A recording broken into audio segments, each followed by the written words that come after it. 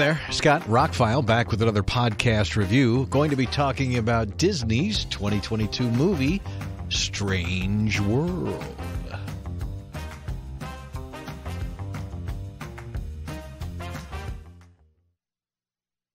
Movie got a theatrical release in November, got an early release on Disney Plus in December. Finally watched it over the weekend and was surprised at how much I enjoyed it. There you go. I heard mixed things on this. Some of the reviews were good. It's sitting at about 72% on Rotten Tomatoes, but it only made $65 million at the box office. In the post-COVID world, that's not weird unless you're Tom Cruise. I think now watching the movie and have watched the film, some of the criticisms leveled at it were just to be mean. I read one review I'll talk about in a minute. That's just so off left field. They're just wanting to pick on the movie because they want to pick on the movie, obviously. But if I had to place why the movie didn't do so well, it's that the marketing was terrible. Absolutely horrifically bad. Like, again, with a lot of Disney movies and a lot of movies aimed at younger audiences, I don't pay a whole lot of attention to the hype. I don't watch every trailer that comes out or watch all the interviews with the voice actors or whatever. So this one, I had seen a trailer and that was about it.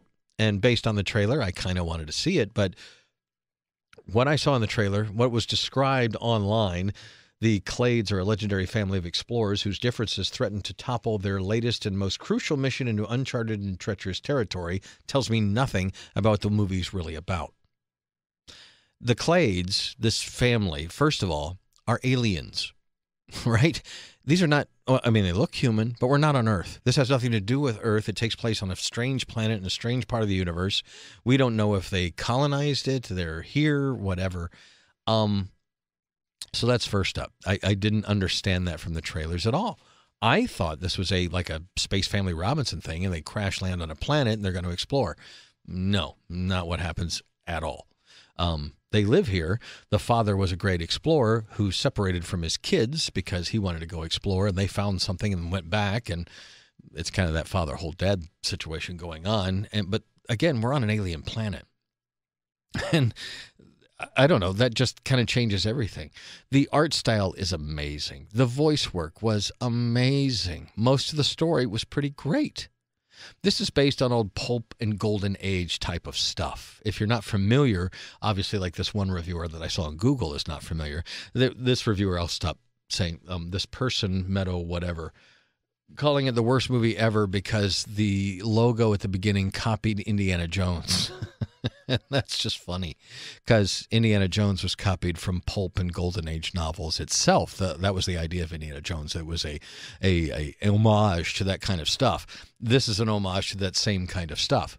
It has nothing to do with Indiana Jones, although there is a little bit of excitement that goes on. There's some minor swashbuckling and a lot of chase scenes that could be reminiscent of such things. But again, these are tropes of pulp and golden age comics, novels, magazines, etc. This is what it's trying to emulate. And again, had they pushed that in the trailers and the marketing, it would have pulled me in more. There are several things about this movie that had I known, I would have been more excited about the movie. And that's why I say the marketing fails. The marketing should tell you enough about the movie that you want to go see it, but not give anything away. And this, they seem to kind of, we're going to not tell you everything for whatever reason. People would have probably been more accepting of the movie had they known what they were getting into when they went in. Other than that, though, and trying to make it very modern and all-inclusive, which you not only have an interracial couple, but their son is gay. That's a whole list of things they got to work into the script right there. But I thought it was all done fine, handled well, and very interesting. Some of the interpersonal stuff with the dad and sons. There's 3 generations of people involved in part of the story here. But to get what most people are going to get into this for, it was, again, amazing art style. Some of the best animated art I've seen in a long, long time. It's very stylized, like in the beginning when they're introducing the father or grandfather character that's played by Dennis Quaid. They do a lot of their commercials, promos, things from Wild Adventure TV series and things like that to introduce his character being this great explorer. Jake Gyllenhaal plays his son, and they're the ones who have a disagreement when he's young, and they split up, and the dad disappears. And so the son grows up and becomes a farmer, which is completely different than what his father wanted to do, and blah, blah, blah, blah.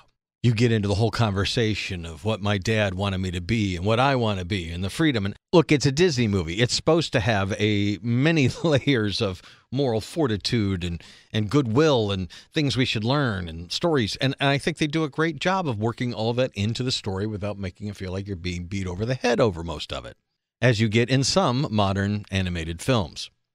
So I thought the art style was incredible. I thought it had lots of action. It was a hair long, but I don't know what I'd take out. I think a good animated movie usually clocks in at 90 minutes or less. This was about an hour 47, almost an hour 50. And that, but again, special effects. A lot of people say with computer-generated animation these days that, well, they just put it in the computer and it just does it. To do this level of animation took years. The characters are very stylized, and the style they chose, to me, was very endearing, very, very cool, very cartoony almost, but again, they're not supposed to be real people. I mean, the Jake Gyllenhaal character really did kind of look like Jake Gyllenhaal. Not so much on the Dennis Quaid character, but anyway. And I would have never thought Lucy Liu was voicing the character she voiced. She did such a great job. Everybody, Gabrielle Union, I thought all the voices were great. I thought the action was great. I thought the story was great. All in all, this is one I'd probably own. Streamed it in 4K.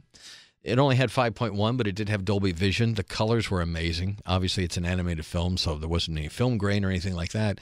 I thought it was much better than I had anticipated, and I will base that on the marketing. The marketing failed this movie. Hopefully, people are watching on streaming get more out of it. I think once you get into the story, and once you get into the style of it, that's kind of what I say about movies like Scott Pilgrim. You have to get into the style of that movie. You're never going to enjoy the movie. If it seems too whatever from the get-go, well, give up. It's going to be that through the entire thing. Same thing with this one. It's going to have that pulp golden age feel to it. And it does it very well. I think they emulated that style very well. This is something for a new generation. And that it had all the right earmarks for a family adventure and learning about yourself and being true to yourself. And, all in all, it's a pretty good Disney movie. Didn't deserve to flop as bad as it did. But again, I will blame marketing on that more than the movie. Now, there is a segment of audience out there who wants to pee on anything Disney does. And I don't get that because, well, I grew up with Disney, and while they haven't made every single classic of all time, they've made some great classic movies, and they're a part of our vernacular when it comes to raising kids on decent entertainment values and such. I think it's a pretty good movie. I enjoyed it as an adult. It kept me entertained, plenty of eye candy, and I'll pick it up on 4K probably because I would watch it again. It was very entertaining. Tells a very... While it is an adventure story, at the end, it's trying to, tell us something about the planet we live on and caring and all that. And I thought it was done very artistically and very well. It's definitely not your typical Disney animated film, but I'm all in for things that are different these days. And Strange World was different. I just think they should have marketed it better so we knew what we were getting. Then you'd probably jump in with both feet if you knew how exciting and how interesting the movie is and the art style and all that. The director, Matt, what's his name? Was it Matt Hall? Don Hall directed Meet the Robinsons and Big Hero 6, two Disney movies I really liked. He's directed a few other things, and he did this. And I just think, you got good voices, you got a good script, you got great animation, really, truly great animation, interesting character designs. If you're already paying the money for being on Disney Plus, check out Strange World. When it comes out on video, well, then you'll know whether or not to buy it if you want to keep it in your home video library. More and more people streaming, great. But if you want the best quality of a movie, buy the hard copy. There, that's my promo for this particular episode. Thanks for listening. Again, I think you'll dig the movie. If you like Disney movies, this is a pretty good stab at Disney doing science fiction. They don't always knock the science fiction ones out of the park. This one's pretty good. Scott Hamilton, I'm ROCKFILE. My links are below. Have a spectacular day, and thank you so much for listening.